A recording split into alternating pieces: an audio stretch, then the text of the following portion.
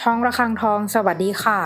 คลิปนี้มาดูแนวทางฮานอยมัดรวมของเจนุกบารมีมหาเฮงนะคะฉบับนี้เป็นแนวทางประจำวันที่ 7 มกราคม 2569 ค่ะแนวทางมัดรวมฮานอยวันนี้เจนุกให้เด่นที่ 9 ฟันที่ 9 นะคะ 91 92 93 ตัวเน้น 94 ชุด 3 ตัว 098 แนวทางโดยเจนุกบารมีมหาเฮงค่ะแนวทางมีเข้ามีหลุดนะคะถ้าใครเห็นเลขแล้วชอบค่อยตามแต่ถ้าไม่ชอบปล่อยผ่านก่อนได้เลยค่ะ